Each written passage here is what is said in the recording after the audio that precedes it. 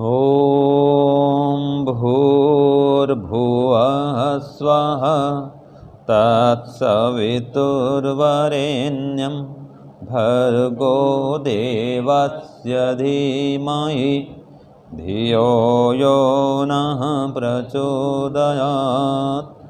हे ईश्वर, हम यह पठन पाठन आपको प्राप्त करने और कराने के लिए साधन के रूप में करने जा रहे हैं। इस कर्म को और इसके कर्म फल को भी आपको अर्पित करते हैं। ओम शांति शांति शांति। सबको सादर नमस्ते जी। हमारा वेदांत दर्शन का पाठ चल रहा है, जिसमें हम तृतीय अध्याय का तृतीय पाद पढ़ रहे हैं। और अब तक हम सूत्र संख्या कहाँ तक पढ़े जी? 56 तक हमने पढ़ा है। अब चलेगा सूत्र संख्या 57, है ना?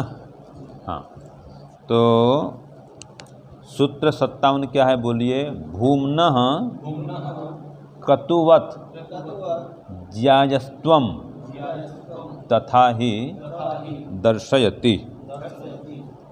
तो ये हो गया सूत्र संख्या 57। अब इसका लिखिए प्रश्न। अंगी वैश्वानर की उपासना, अंगी वैश्वानर की उपासना श्रेष्ठ है या केवल अंगों की उपासना श्रेष्ठ है? अंगी वैश्वानर की उपासना श्रेष्ठ है या केवल अंगों की उपासना श्रेष्ठ है? ठीक है, ये हो गया प्रश्न। अब इसका उत्तर लिखिए। अंगी वैश्वानर की ही उपासना श्रेष्ठ है।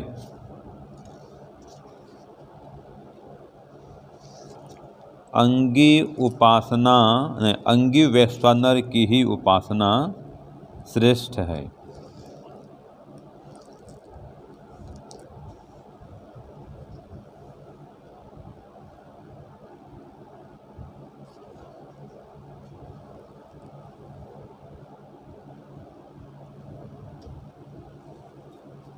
ठीक है, ये एक हो गया। आगे लिखिए केवल अंगों की नहीं, केवल अंगों की नहीं।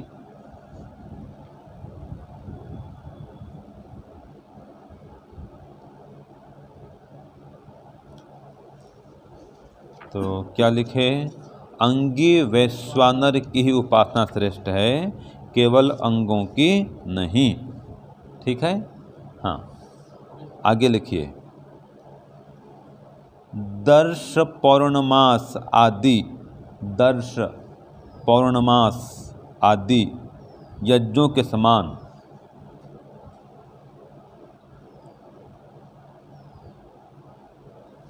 पूर्ण विराम। आगे ऐसा ही श्रुति दिखलाती है।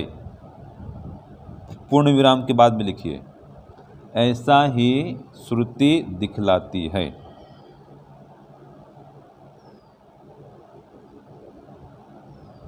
ठीक है ना?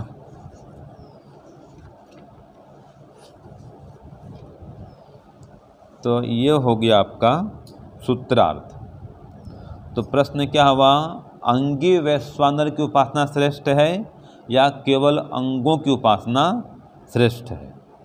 तो उत्तर क्या दिया? अंगी वैश्वानर की उपासना ही श्रेष्ठ है, केवल अंगों की नहीं। और दर्श पौर्णमास आदि यज्ञों के समान। देखो, दर्श पौर्णमास यज्ञ क्या होता है पता है? जो आप पूर्णिमा और अमावस्या का हवन करते हैं। हाँ जी, पूर्णिमा और अमावस्या जो हवन करते हैं उसको बोलते हैं आप शास्त्र में दर्श पौर्णमास का हवन। पौर्णमास माने पूर्णिमा का हवन, स्पष्ट है। तो अमावस्या और पूर्णिमा का जो हवन होता है वो कहलाता है दर्श पूर्णमास तो जैसे हवन। दर्श पौर्णमास यज्ञ है, ऐसे ही दर्श अमावस्या यज्ञ के समान भी ये है। दर्श अमावस्या का भी उदाहरण बनेगा। दोनों का बन सकता है इकट्ठा।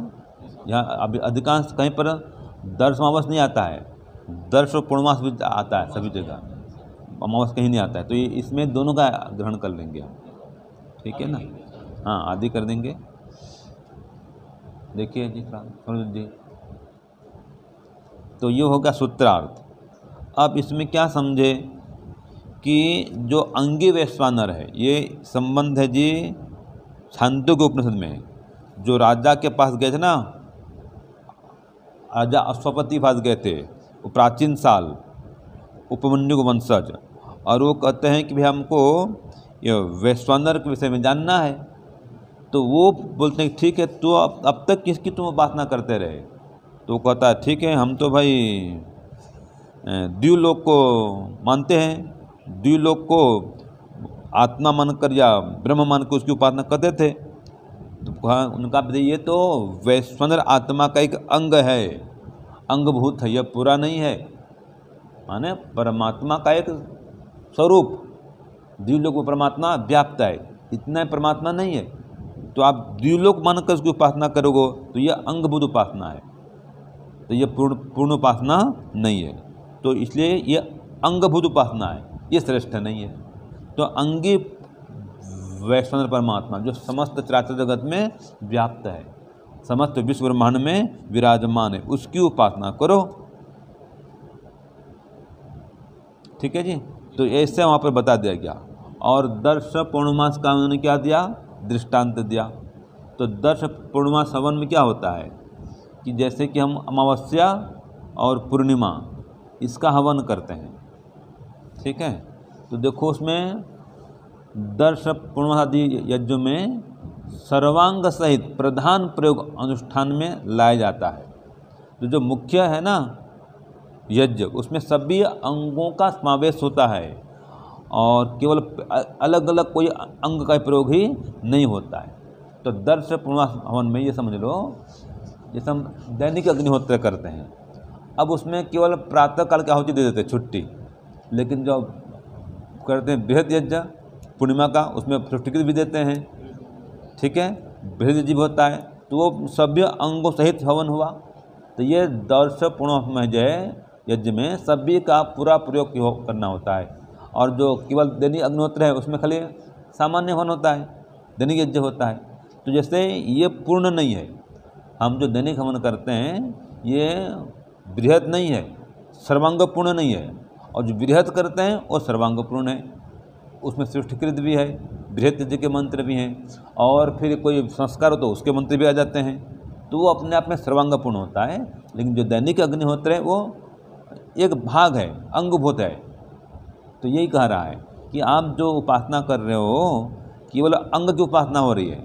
कोई द्व्युलोक की उपासना करता है, और भी उसमें आता है अलग अलग उपासना करते हैं ना, द्व्युलोक की उपासना करते हैं, कोई आदित्य की उपासना करते हैं, आदित्य मन को कोई कहता है उपासना करता हूँ, कोई कहता है कि वायु मान की उपासना करता हूँ। ये अंगभूत उपासना है। तो ये अंगभूत उपासना ठीक नहीं है। तो उसको विराट मान के वो परमात्मा समस्त विश्व में ब्रह्मांड में व्याप्त है ऐसा मान करके अंगी की उपासना करो। जो विश्व का नेता है, विश्व को आगे आगे ले जाता है, विश्व नेतृत्व करता है, सब जगह व्याप्त है विश्व में, वो वैश्वानर परमात्मा। तो अंगी और अंग में क्या अंतर है? ये शरीर क्या है? एक अंगी है। शरीर क्या है जी? अंगी है। और हाथ पैर क्या है? खाली अंग है।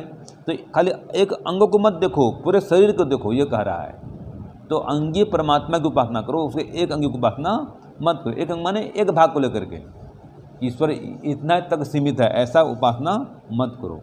ईश्वर व्यापक भाव से सर्वत्र व्याप्त है ऐसा उसकी उपासना करो। तो जो वैश्वानर अंगी की उपासना है वो श्रेष्ठ है, और ऐसा ही श्रुति दिखलाती है। तो यहाँ पर वही कह रहा है, देखो आगे क्या कहा, स सर्वेषु लोकेषु भूतेषु सर्वेषु आत्मसन् अत्ति। तो भूमा परमात्मा है, सब भूतों में व्याप्त है, सर्वत्र व्याप्त होकर के सबको लाभ पहुंचाता है, सबकी उन्नति करता है, ठीक है ना। वही अंगी परमात्मा है, विश्वधर परमात्मा है, उसकी उपासना करो जो चराचर जगत में व्याप्त है, सब आत्माओं का भी आत्मा है और सब चराचर जगत को खाने वाला भी है, खा भी जाता है, अत्ति है ना, अत्ता ग्रहणात् बोलते हैं, चराचर ग्रहणात्। तो ऐसा मान कर उसकी उपासना करो, ये ठीक है। तो ये का सूत्र 57 में। अब चलेंगे सूत्र 58, पढ़ो। नाना शब्द भेदात, इसमें क्या कहा ये अभी हम प्रश्न इसका लिखेंगे। सूत्र 58 का प्रश्न लिखिए।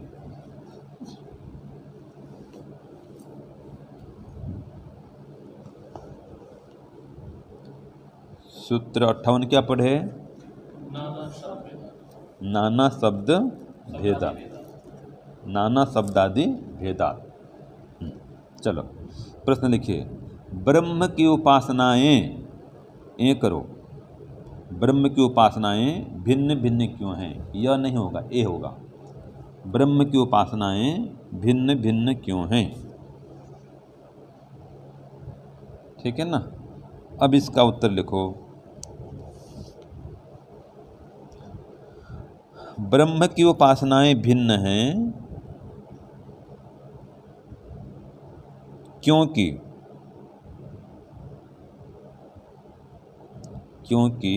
उनमें शब्द, अर्थ, फल और अनुष्ठान भिन्न भिन्न होने से, शब्द, अर्थ, फल और अनुष्ठान भिन्न भिन्न होने से।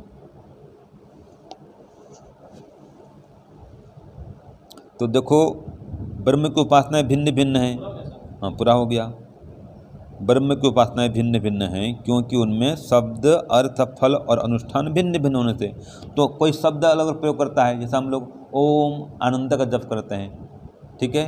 कोई ओम न्यायकारी जप करे, कोई ओम दयालु जप करे, ये शब्द भिन्न भिन्न हुए, ठीक है। तो अब उसका अर्थ भी अलग अलग होगा।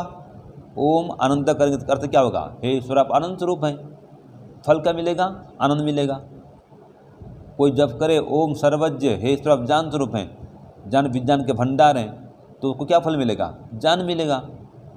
तो ये शब्द भी अलग हुआ, फल भी अलग हुआ और अर्थ भी अलग हुआ उसका, और अनुष्ठान भी अलग होगा। फिर चिंतन अलग करेगा उसका।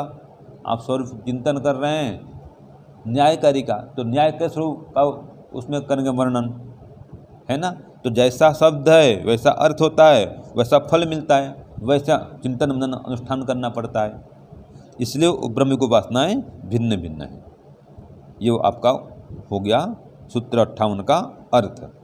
अब यही बात देखो भाष्य में भी आए, शांत उपासित मनोमय प्राण शरीरो भारूप, कि वो जो परमपिता परमात्मा है तो उसकी शांत को उपासना करो। शांतोपासित, शांत होकर के उसकी उपासना करो, ठीक है।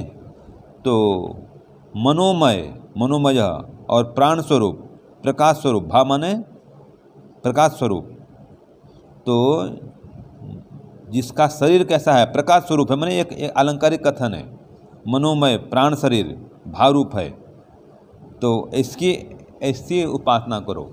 वो जो परमपिता परमात्मा है प्राण स्वरूप है, प्रकाश स्वरूप है, तो उसका शरीर भी ऐसा है, प्राण स्वरूप, प्रकाश स्वरूप उसका शरीर है, माने सर्वत्र जैसे व्याप्त है प्रकाश, वैसे वो सर्वत्र व्याप्त है, ठीक है। तो इसका अर्थ क्या करेंगे? मनन शक्ति से युक्त है। वो जो मनोमय दिया है उसका स्वरूप मनोमय है, तो मनन शक्ति से युक्त है। ऐसे उसका स्वरूप भास स्वरूप है, तो प्रकाश स्वरूप है, माने ज्ञान स्वरूप है, ठीक है जी। इत्यादि वो धर्म वाला है, तो यह ब्रह्म का स्वरूप है। एक अर्थ ये हुआ।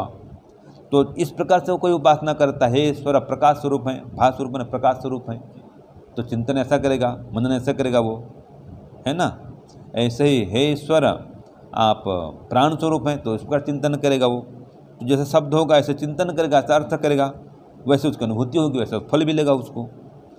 आगे देखो क्या कहा इसमें कि एतद ब्रह्म, ब्रह्मेत, ये जो है ब्रह्म है, यही ब्रह्म है। तो यहाँ से इतः ब्रह्मेतम इतः प्रत्यय, यहाँ से मरने के बाद में जब जीवात्मा यहाँ से निकल जाता है, शरीर छोड़ देता है, तो प्रत्यय शरीर छोड़ने के बाद में अभिसंवित अस्मि इति, तो जब शरीर को छोड़ देता है तो फिर यहाँ से प्रस्थान करूँगा, ऐसा वो दृढ़ धारणा बनाता है। यहाँ से मैं प्रस्थान कर रहा हूँ, यहाँ से जाऊँगा, और फिर वो धारणा करता है। और जिस प्रकार धारणा करता है, देखो बड़ी बात तो यह है, जिस प्रकार संकल्प करता है, जिस प्रकार धारणा करता है, उसी प्रकार योनि में जाता है। ठीक है। स्यात् अद्धा में निश्चय से, न विचिकित्सा इति, उसमें कोई संशय नहीं है। तो स इसमः सांडिल्य, ऐसा सांडिल्य ऋषि कहते हैं कि वो जो निश्चय कर लेता है कि मैं शरीर को छोड़ करके ब्रह्म को प्राप्त करूँगा, ठीक है जी, अथवा मैं मनुष्य ही बनूंगा, वो कौन संकल्प करता है, कौन कहता है? जो ऐसा कर्म किया है। जिसे हम लोग कह सकते हैं कि शरीर छोड़ने बाद में या तो मोक्ष में आएंगे अथवा फिर मनुष्य बनेंगे। स्वामी सत्यपति जी, स्वामी विवेकानंद जी, ये सारे जो हमारे संत महात्मा विद्वान गण हैं, सभी लोग दावे के साथ कहते हैं कि हमारा पुनर्जन्म श्रेष्ठ होगा, या तो मोक्ष में जाएंगे अथवा श्रेष्ठ परिवार में जाएंगे, मानव शरीर में जाएंगे, श्रेष्ठ मानव शरीर में जाएंगे, पशु पक्षी नहीं बनेंगे। तो ये लोग संकल्प के पूर्वक धारणा करके जो संकल्प करेंगे, जिस धारणा करेंगे, उनका कर्मानुसार परमात्मा को वहीं भेजता है, और उनको पता चल जाता है कि मोक्ष नहीं होगा तो मैं श्रेष्ठ परिवार में जाऊंगा, तो परमात्मा को भेजेगा, सीधी बात है वो। ठीक है जी। तो इस प्रकार से वो उपासना करते हैं, तो फल को इस प्रकार से मिलता है। तो ये सांडिल्य आचार्य ऐसे कहते हैं। तो ये सांडिल्य की बताई हुई विद्या है, इतनी सांडिल्य उपासना विद्या, कि जो अंतिम काल में जिस प्रकार चिंतन करता है, जिस प्रकार धारणा बनाता है, तो उसी प्रकार के वो योनि को जाता है। तो कोई संकल्प कर धारणा बनाते मैं मनुष्य बनूंगा, मनुष्य योनि में आएगा।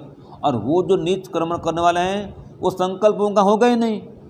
वो जानते हैं कि मैं मरने बाद में पशु पक्षी बनूंगा। सबको अंतिम काल में पता चल जाता है कि मैं मनुष्य नहीं बनूंगा, वो जान जाते हैं। वो इतने पाप काम किए ना भाई, तो पता चल जाता है कि मैं मनुष्य नहीं बनूंगा, तो पशु पक्षी योनि में जाऊँगा, तो पशु पक्षी योनि में जाते हैं वो। ठीक है। तो अंतिम में ये जिस प्रकार का चिंतन होगा, मनन होगा, धारणा होगी, वो गुण कर्म संस्कार इस सब परमात्मा देख करके उस प्रकार योनि में भेजता है।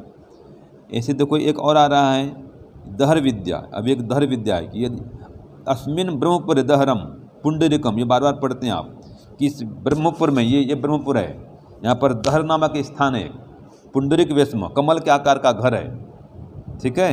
तो इसी दहर में, इसी अंतर आकाश में वो परमपिता परमात्मा को खोजना चाहिए। तद अन्वेष्टव्यम, तो इसी दहर में, इसी स्थान में परमात्मा को खोजना चाहिए, जो हृदय का अवकाश है। ये बार बार हम पढ़ चुके हैं, कई बार पढ़ चुके हैं। तो उसको जानो। तद वाव विजितव्यम, वो परमात्मा ही जानने के योग्य है, जो आत्मा कैसे अपहत आत्मा है, पाप से रहित है, सत्य काम है, सत्य संकल्प है। तो इस प्रकार से जो उसको जानता है वो सत्य काम हो जाता है। सभी सर्वेषु लोकेषु कामचारो होती, सब जगह घूमता है। ये कब घूमता है? तो कहा यह आत्मानम अनुविद्या, उस परमात्मा को जान करके ब्रजंती, सभी लोकों में घूमता है, भ्रमण करता है वो।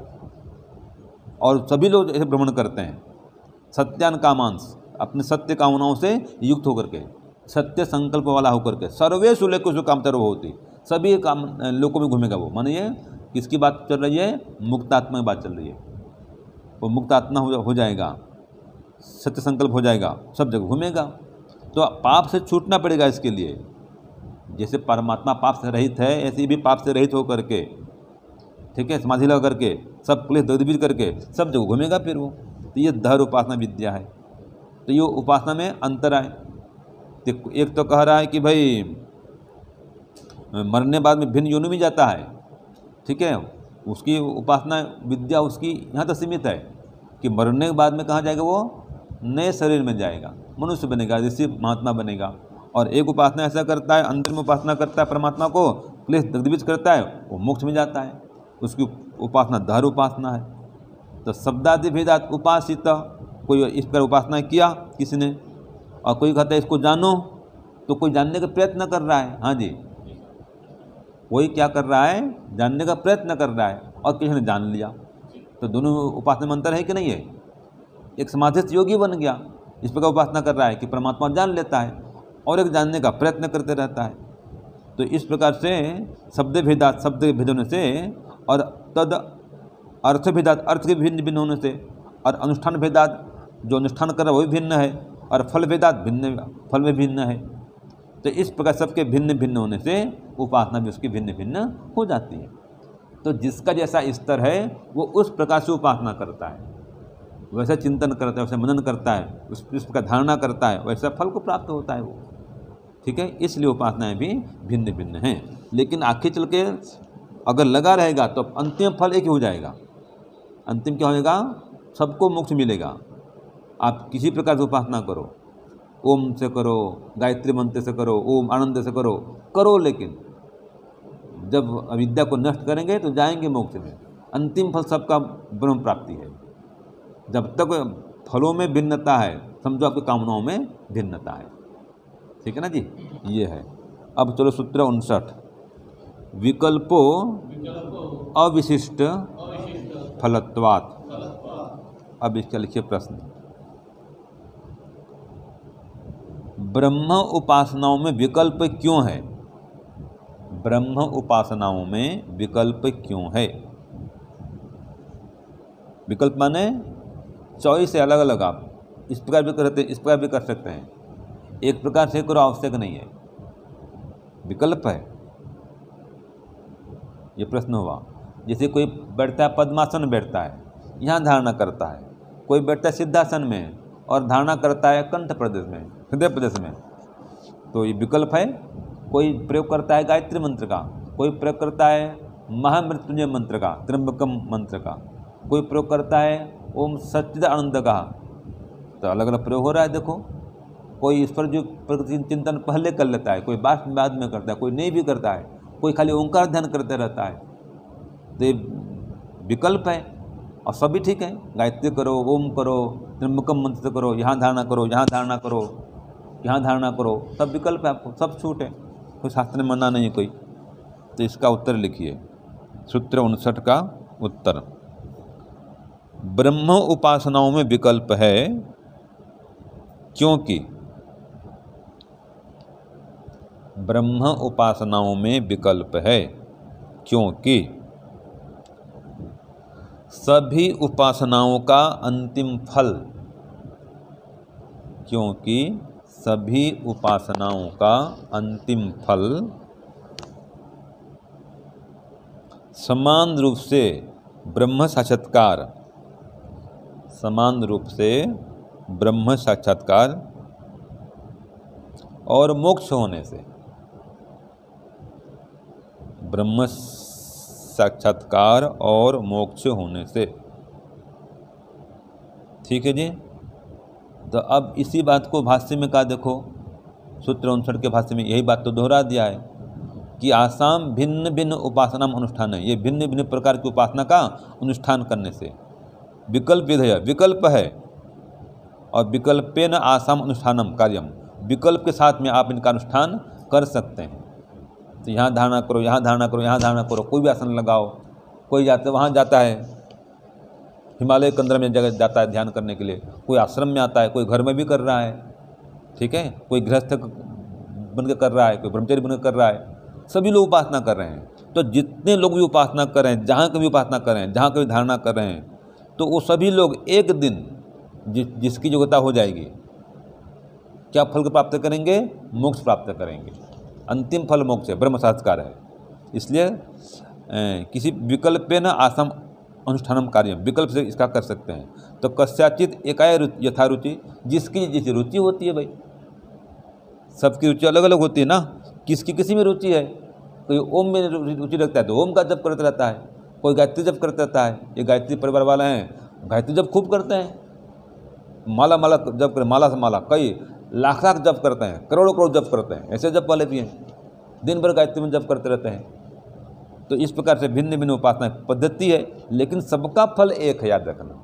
आप गायत्री करो, त्र्यंबकम मंत्र करो, ओंकार उपासना करो, बात एक ही है, लेकिन स्वरूप सही होना चाहिए। हाँ, कोई जो ईश्वर नहीं है उसको मानेगा तो मोक्ष नहीं होगा, हैं? ना जो परमात्मा का नाम है उससे उपासना करो। वेदोक्त जो कहा है इसमें, जो परमात्मा का नाम नहीं है उससे उपासना करो तो नहीं मिलेगा मोक्ष। वो उपासना पद्धति ही नहीं है, उसको उपासना मानते नहीं।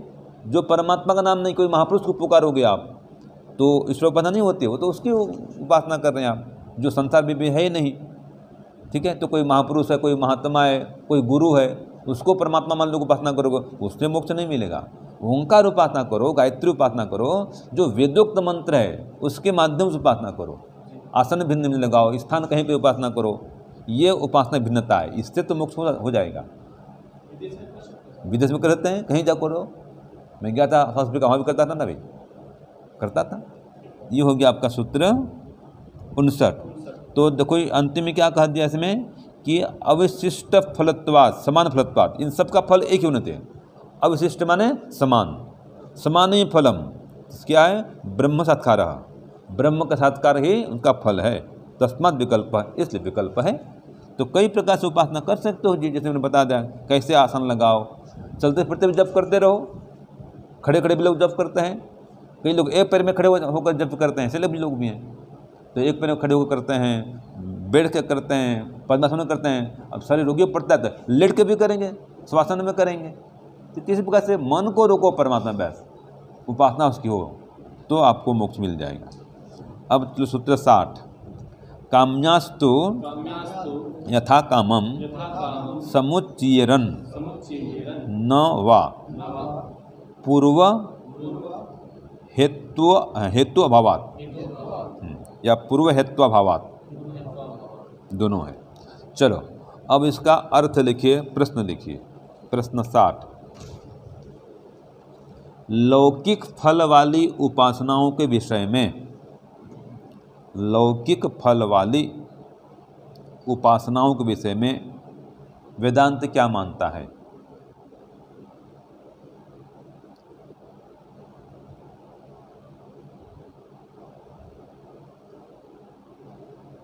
या वेदांत क्या मानता है?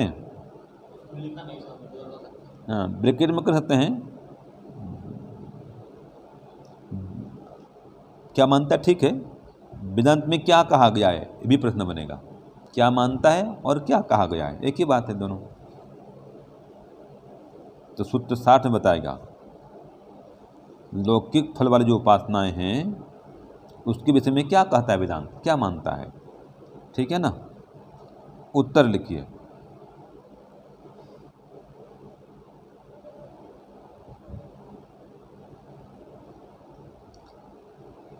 क्या लिखिए, लौकिक फल वाली उपासना है ना, हाँ, क्या मानता है, तो लिखिए उत्तर लिखिए।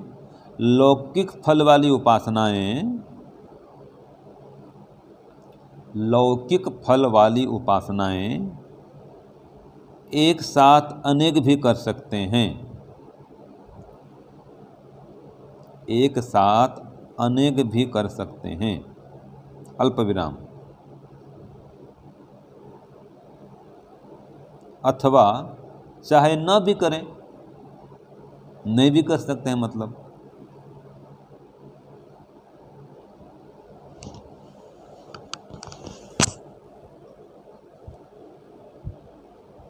उनमें सबका फल, उनमें सबका फल या सभी का फल भिन्न भिन्न होता है।